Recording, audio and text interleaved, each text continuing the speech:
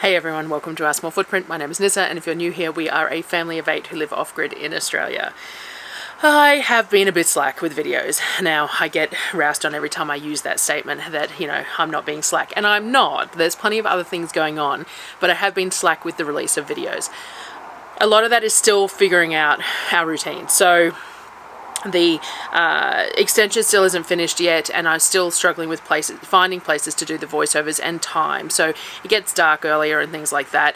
I'm out at the solar this morning, the solar shed, which is where I used to do most of my voiceovers, and I much prefer it to the echoey sound of the new structure, but it just means that I have to come out here at an appropriate time to do it, of course, and it is early morning at the moment, so I came out and got it done. But quite often I start tasks during the day and then it gets to like 4 o'clock in the afternoon and it's too late, and I have been slack with getting it done. But I have notes here for a video, and I have a whole lot of footage that needs to be turned into videos. I just haven't got there. So you will have to excuse today. The neighbours, which, neighbours is a relative term, have the dozer out today doing some clearing, so you might hear what sounds like traffic noises in the background as well, because they've got the dozer knocking some stuff down. So that might be in the background a little bit, but we will deal with what we have to deal with. And it's still, I think the noise of the wind and even the dozer is still preferable to that echo sound that happens in that breezeway that I was filming in for a little bit there when in bad weather. It's just that this is such a bit of a hike from the house to carry the tripod out, carry the tripod back, and things like that. The plan is to eventually get a bit of a wraparound veranda around the new structure and then screen it off so that the turkey and the geese and the guinea fowl and stuff can't get up on the balcony, and then I can sit out on the balcony and do it. Ideally, it'd be nice if I had a closed-in space that I can do it at night time as well, because after dinner is sort of my downtime, and it is lovely to have that downtime, but it also is a time that I could use to do things like voiceovers, sit somewhere comfortably and do it if I had somewhere to do it. So, anyway, let's get on. So this video is going to be the last of the food before the grocery haul. So this is 2 weeks ago-ish, but I have all this footage of all the meals that we made. It's going to be sort of a bit more like a week of meals rather than like a day in the life, because there's some trimmed shortage of different things that I made. But what it is showing you what I used a lot of the hamper stuff for, as well as what was left in the kitchen and the pantries and stuff that I used to make food with in that last week in the lead up to the grocery haul, because that's always something we discuss, is how I make food work and what I do at the end of the period. A lot of people don't like the idea of no fresh fruit and vegetables at the end of that shopping period, and they find that a really hard concept to fathom. We're used to it now. We have plenty of frozen veg. We don't have a garden this year. Normally we would have a garden and we would have things like silver beet and kale and all that sort of stuff that we could just add in as greens, and we don't have that this year, and I am feeling the lack of that. I am trying to get some stuff going for autumn, but we're having to put covers over everything because of the bush rats, and anyway, that's a whole nother thing. So the purpose of this is just to show what we did. So it's fairly long-winded. I think it's maybe 10 days worth of meals. Some have a bit more footage than others, showing what we used, the stuff that came in the food hamper to make, but also using the bits and pieces that I could find left over in the fridges and freezers to use up before we did the next groceries, because the whole point is that we want to rotate in and rotate out. We don't have any extensively long-term storage. Some of my canning stuff lasts 2 years, like if I get a really good deal. Apples were one. 2 years ago I got an entire bin of apples, so 180 kilos of apples, 90 kilos of apples, $180, one of those, an entire bin anyway, on a pallet of new season apples, and they pretty much have lasted me 2 years worth of shelf apples. I still am using the last of them now. Hopefully we get some good apples this year as well, because it'll be time to restock a lot of that stuff, but we did find that we didn't use the shelf apples as much as I would have liked. So and apples last quite well in a fridge as well. So, anyway, getting back to it. Where are we at? So let's start off with the food. I will start off like I normally do. I have my notes for the voiceover. I'll voice over it here, and then I'll go and put it all together inside, and I'll get it out. And it will have been a week since I got my last video out, and I apologize. I don't think I've even posted on Facebook, actually. That's how slack I've been. But there's been a lot going on. We got some trees taken down, a dead one that needed to come down. I've got some footage of that. I'll sort that out. And then some thinned out to let more light onto the solar. Dogs in the background too, because they can hear the dozer, which is going to drive me nuts. So we had to get the trees sorted, and then just getting the new food process, which I have footage for, but again, I haven't put together. So let's get started with this one and we'll go from there, and I will see you guys at the end. Alrighty, so as I said, this is the last of the food before the new shopping trip. So we want to use the hamper foods up and just finish off any odds and ends in the freezer. It's about 10 days worth, I think, and I'm just going to collate it all into a neat little video. Some meals will have more footage than others, but it's just about showing what we did in that last sort of 10 days or so with all the different foods. So the first up, we had some fish tacos. Now I bought some battered fish to try to cook in the air fryer because it's something that I miss. Fish. Transporting it the distance we do and the cost means we just don't have it that often. We have tuna fairly regularly, but not fish. It's because it comes in smaller bags, it doesn't hold its freeze as well, and of course being seafood you don't want it to defrost on the trip, but it's also fairly expensive. I did splurge on this one. They were half price at Coles or Woolworths, but it still ended up being like, I want to say $34 a kilo worth of food, and that's expensive considering it's battered as well, so it's not even all fish. I might need to try and find a source for like a box of fish fillets and I can batter or crumb it myself, and if it's in a box it's going to stay frozen better like the prawns do than I do them at Christmas. I first cooked up some of my standard flatbreads and divided them into balls to use. I do have the full recipe method up on Patreon for these flatbreads. A few people have tested it for me and I'm really happy with it. I will get it up on the website, but the website just seems to take a back seat to everything else. I need to get it done, but it's just not going forward how I'd like. I made them fairly small and cooked them off 3 at a time in the cast iron pans with a little bit of oil, getting a little bit of crispness on the surface. If you don't use oil, they end up a bit softer, a bit like a tortilla, but if you use a little bit of oil, you get some like crunchy spots on it as well. I mixed up my normal batch of mayo, eggs, mustard, lemon juice, cowboy candy, and some fermented garlic. Blend together, slowly add oil until it's nice and thick. We cooked the fish in the air fryer, which to be honest is ending up more work than it's worth currently. As much as electricity is free versus like the gas used on the barbecue, being that we're on solar, we're having problems balancing our power usage with needs, and the air fryer is just not working into that system currently. We'll keep working on it. We do want to get a small extra system for the newer part of the house that was built, and if we have one over there running the kids' computers, then it will free up power on the secondary system in the garden that's currently running those things, and I can have it as backup for the kitchen. So we'll see how we go with that. Anyway, we diced it up to make it go further.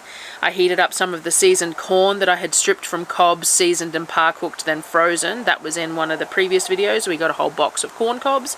So we had this sort of a paprika blackened corn, the fish and mayo on fresh flatbreads. Last time we had fish tacos, we actually had some pickled nectarines with it, which were really, really good. But I didn't have anything like that at this point in the month to make up, so we just had them like this. And everyone really enjoyed them. We do all enjoy fish. It's just such a pity that it's not more accessible. I'll have to work on that a little bit.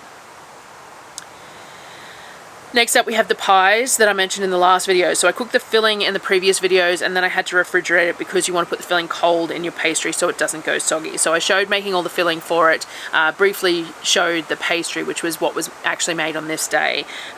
So I made my standard pastry mix. It's 400 grams of flour, 60 grams of lard, 60 grams of olive oil, and 110 grams of iced water, a pinch of salt. Bring it together in the Thermomix until it's little balls, and then tipped out to bring it together further with my hands, trying not to overwork the dough. It's a very forgiving dough with the lard and the olive oil in it versus a butter pastry though, but you still don't want to work it too much. I split it into 4 discs. 2 were slightly larger than the others for the bases of the pies, and put it in the fridge until I was ready to use it. It can sit in the fridge for a couple of days, or you could freeze it and then just pull it out. You just want to make sure it's chilled but defrosted before rolling it out. In this case, I just chilled it for a couple of hours before using it, so it went in the fridge around 3:30 and I pulled it out around 5, so not very long at all, but enough to keep it cool. I rolled out the slightly larger discs for the base of the pie dishes. I am definitely not a master pastry roller by a long shot. I definitely struggle to get it even, but my pies are very rustic and everyone loves them anyway. They are a well-received dish in my house. I filled 2 dishes, I have enamel lined cast iron that I use for this, though neither are actually pie dishes. I keep buying the pie dishes off on Amazon, but I just haven't had the spare cash, and these work well in the meantime. They just don't have that outward flare at the edge that makes it easier to get neat slices out of the pan, because the sides are sort of high and almost curved back over themselves, but hey, it's the taste that matters. I also filled a little individual pie mold up. I would love to do more individual pies like this, but they are a little fiddly. But I may make some more effort next time around because they are just so neat, served up on a plate like that. Darryl loves steak and cheese pies, so I had some of our dairy-free cheese in the fridge, and I made him one up with a layer of cheese for him to try. He said it was good, but not quite the same, which is pretty par for the course when using dairy-free cheese. If you were trying to replicate cheese, you're going to be disappointed. And in most cases, it's our new normal, and it's as good as without actually being. But I think the historical desire for something he used to have made this not quite as good. He ate it though, of course. Pie is, as I said, is always very well received around here. I'm not sure why I don't make it more often. I like minced ones as well. The kids like apple pies, which is actually the only way they eat hot apples. And I have some peach pie filling in the freezer to be used too when I defrost it. I just have to remember to defrost it. I think I just tend to not make dessert very often. I probably need to make some more healthy-ish sort of filling desserts these days though, as the kids' appetites have changed and sometimes dinner just doesn't seem to stretch as far as I'd like. We also eat a whole lot earlier in winter because it gets cold, and because our dining table is out on the patio, we tend to eat and then go inside. So it would be nice to have something that they could have a little bit later. We do hot chocolate. I haven't made hot chocolate mix up yet this year. I will put it up on the channel when I do, because I make a dairy-free coconut cream powder hot chocolate mix, and I normally make marshmallows to go with it, some maple syrup marshmallows, so I'll put that up when I do. And that's always well received as a post-dinner sort of a snack. I just have to then make sure that they brush their teeth after it before going to bed. The next day, we had rice paper rolls for lunch. So I had a frozen bag of seafood extender in the freezer that I had pulled out to defrost the day before with the intent of making something with it. I decided to do rice paper rolls. I sliced or shredded up the seafood extender and then mixed up some seafood sauce, mayo style type thing. It's basically just mayo with some ketchup or tomato paste and some Worcestershire sauce in there as well. I soaked some rice vermicelli in boiling water, snipped it into shorter pieces, also grated up some carrots in the Thermomix cutter to add to the seafood mix. I didn't have much else in the way of crunchy veg at this point in the month, so I was generous with carrot and mixed it through the seafood with the seafood sauce. I added a little sesame oil into the rice noodles. It helps to stop them sticking together while you're doing it, so once you've heated them, rinse them, put a bit of sesame oil on them, and it will help them to not stick into clumps. But I also really like the flavour of sesame oil. I mixed up a quick peanut butter dipping sauce, just some peanut butter, some lime juice, some garlic, some mirin, ginger and soy, whisked it till it's smooth. You can cook it if you want, which will give it a bit of a thicker texture, but I wasn't needing anything warm at this point because the whole rice paper rolls are cold anyway. A bit different if you've got like grilled chicken in them. Sometimes you want a warm sauce as well, but everything in the rice paper rolls was cold. I did taste it and it was just a little on the tart side. It must have overdone the lime juice a little bit, so I actually added some golden syrup because it happened to be on the shelf beside me. Brown sugar would work just the same, maple, honey, anything, just a touch to counteract that acidity of the lime juice that I obviously overdid a little bit. And then I rolled them. I soaked the rice paper in warm water briefly, filled and rolled. My first ones are always a little just, you know, mishappen. That's just the way it goes. But they get neater as they go along, and the dipping sauce was delicious. I tend to roll one for every child, then a couple for myself, and then let them go at it and roll their own with all the rest of the toppings that are left over. Now, at some point I've made sourdough cracker dough. I'm not sure exactly where. I can't seem to find the footage of actually making it. Maybe when I made the pie crusts, I'm not sure. I make it in the Thermomix. It's just starter, some spelt, some white flour, olive oil, herbs and salt, all brought together into a dough. I let it sit at room temperature for a few hours for that starter to hydrate the flour, and then it goes in the fridge until I'm ready to roll it out. I like my crackers really thin and crispy, so I tend to use my pasta roller attachment on the KitchenAid to roll them really nice and thin. But this dough was a bit soft, and that is the sourdough addition to, depending on where your starter is at, will impact the texture of the dough a little bit, even if you're using all the same ingredients. So this dough was a little bit soft. The roller really wasn't doing what I needed it to do, and it's quite fiddly. So I hand rolled some of this out as well between sheets of baking paper as needed. And whilst I adore these crackers, and so does everyone else, with the limited space in my barbecue / oven and the time required, they're not something I make as often as I'd like. I score them either with the cracker cutter from the Thermomix shop or my pasta cutter, depending on how uniform I've rolled them. I like to spray them with a little oil or water or even ACV. And then I sprinkle with some flake salt or some everything but the bagel seasoning before baking in the barbecue. They don't take long in the barbecue. You have to watch them, and I have to spin the trays as needed because the edge ones will cook faster in the middle. While they were cooking, I also rolled out the sourdough pasta I'd made as well. There must be footage of me using up my starter on these crackers and the pasta and refeeding it for something else. I must have needed it for something, but I didn't find it. But it is what I would normally do. If I want to use up the bulk of my starter and leave a scraping behind to feed it, then I'll make things that use lots of starter, but don't rely on it for lift, only texture and flavour, which is normally crackers and pasta dough and things like that. But I am low on eggs, so I don't make a whole lot of pasta dough at the moment, so that's probably where the crackers came into it. Anyway, the dough goes through the pasta roller as well. I like to start on the thickest and work all the way to the thinnest, as I like my pasta as thin as possible. It will bounce back and end up a bit thicker than it initially gets rolled. And then I use the pastry cutter to cut it into thin strips and hang it on a rack. My pasta rack broke a while back and I've been using whatever is to hand. I had this one on my Amazon wish list and it was purchased for me. Thank you very much. I believe it was Nyssa, but don't quote me on that. I'd have to double check. It has a really good amount of space and it all pulls down to fit back in the box when not in use, which is kind of important in my kitchen currently. This is what the crackers look like when they were baked.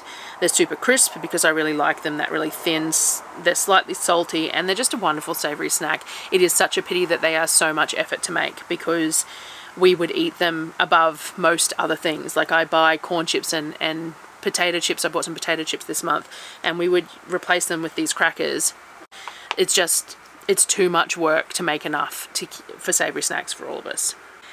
The next day was hamper delivery day, so we had sandwiches for lunch with the bread that came with it, and for dinner we used up the steak with some big roasted potatoes. Super simple day. When we have the hamper come in, that bread makes it really simple. I'd imagine the next day we had sandwiches for lunch as well as probably a couple of days following, because we normally get 5 or 6 loaves of bread and I don't like to use up my freezer space with it, so we tend to just stick it in the fridge and we use it as toasted sandwiches for as long as it lasts. For dinner though, we had hamburgers. I had a couple of bags of beef mince that I had ground chunky last time, but the beef trim that time was really just not great quality. So the chunky grind I normally use wasn't suitable for anything that wasn't long cooked. It would have been fine for like a chili or something, but for anything that's just quick cooked, it was too rough. There was too many bits of gristle and stuff. So I pulled a bag out and let it defrost. While it was defrosting, I made up some hamburger buns, just a simple yeasted dough, though I did use a bunch of starter in it just because, again, I was working on using and feeding my starter, so they're classed as sourdough discard buns. But the yeast is what is making them fluffy. I shaped them into balls after the first proof, then washed them with egg and sprinkled them with sesame seeds and put them in to bake. I also cooked up some of my cheese that I make for Darryl and the kids to have on their burgers, and yes, I'm still working on getting a video out for this. Hopefully this month, once the food prep settles down, I'll be able to spend the time to do it now that I have more ingredients again, because I did run out of coconut cream. But I throw everything in the Thermomix, turn it on and cook, and then it's done. This one I poured into a container to set up a bit for a few hours before we served it with the hamburgers.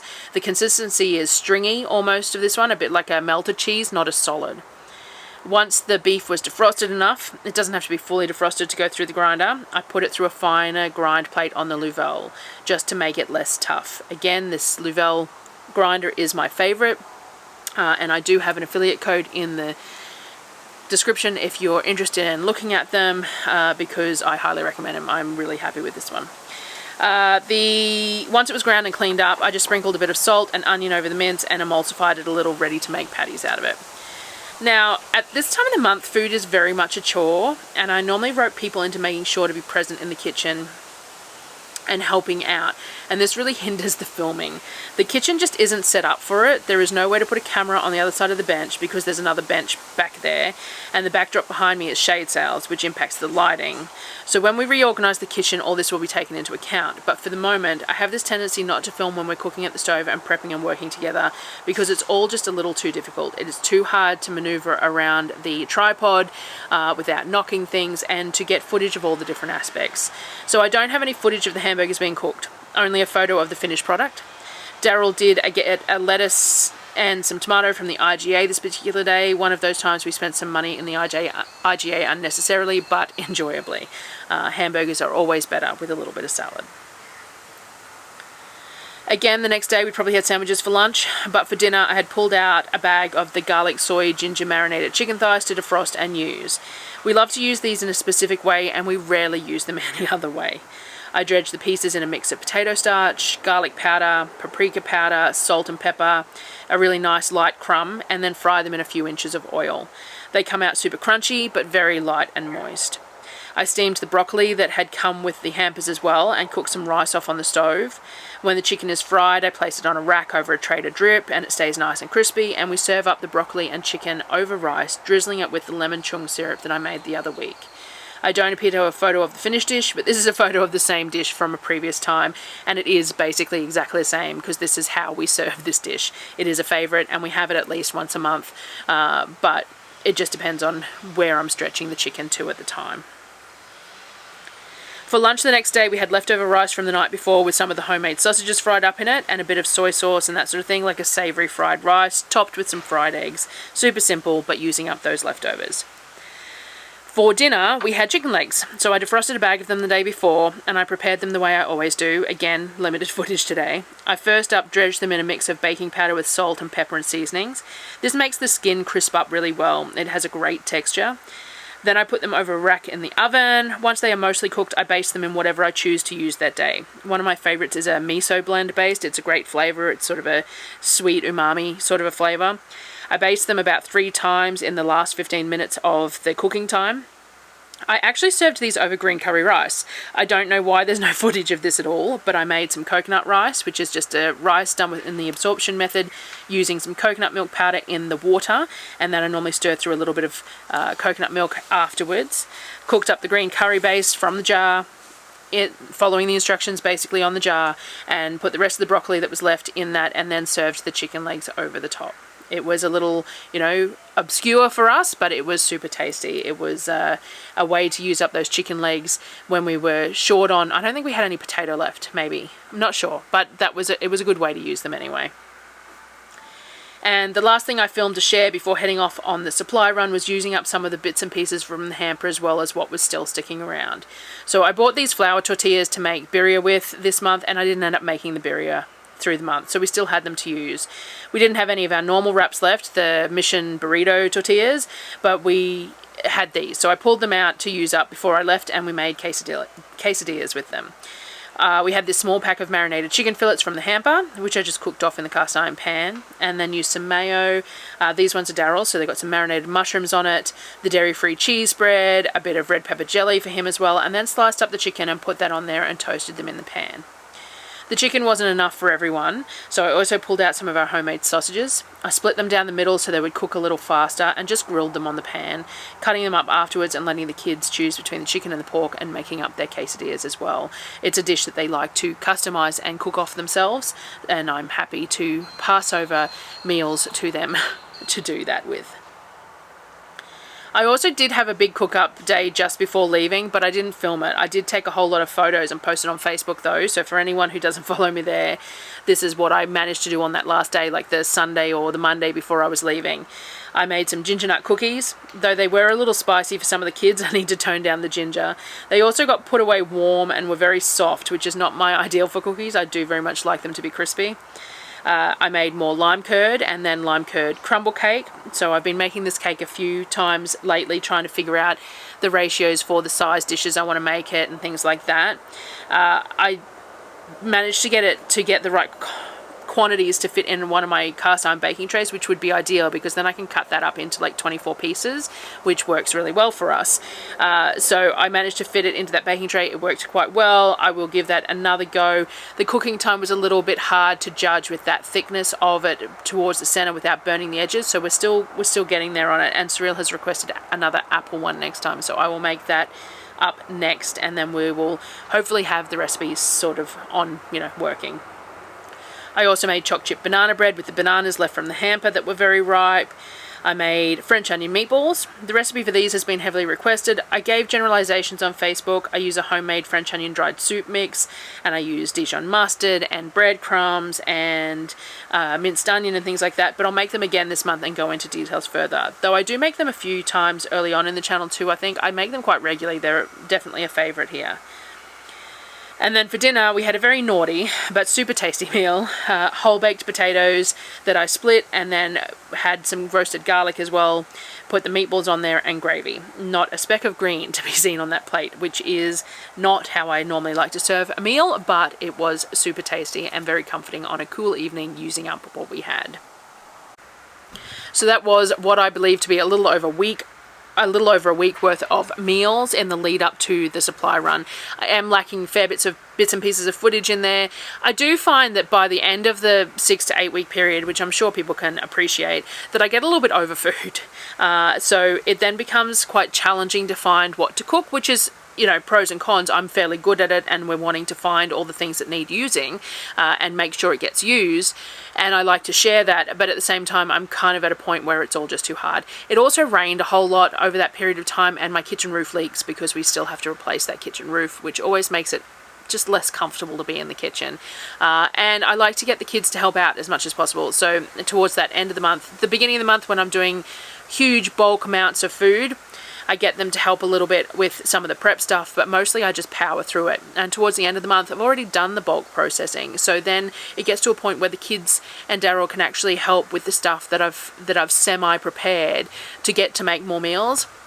And that's good skills for them too. Sonnet and Apollo have been baking a whole lot. Surreal's been making Anzac biscuits every couple of days because we really like Anzac biscuits, and she's discovered that she's quite good at them, so that's cool. We are trying to figure out a couple of low sugar alternatives though, but the reason Anzac biscuits are so nice is because they have that crunchy, chewy, flat, spread out texture, and part of that is the quantity of sugar in them, so I don't know how we're going to get around that, but we'll figure it out. So yeah, so that was just before the grocery run. So I've already shown you the shop with me and the actual grocery haul. So now the next lot of videos will be all the prep that I've done from that point forward, which is partly why I'm a bit behind. I got some bulk greens. There was broccoli and beans that all had to be processed, and what else did I get? The chicken and stuff. I got a bit of extra chicken that had to be dealt with, and I'm coming to the end of that today. Actually, I've got the last of it going into jars for butter chicken today. So just had a lot going on, and as per usual, you know, life is busy with 6 kids and a sort of homestead. So anyway, that's it from me for this one, and I'll see you guys on the next video. Thanks for watching, and I'll see you next time.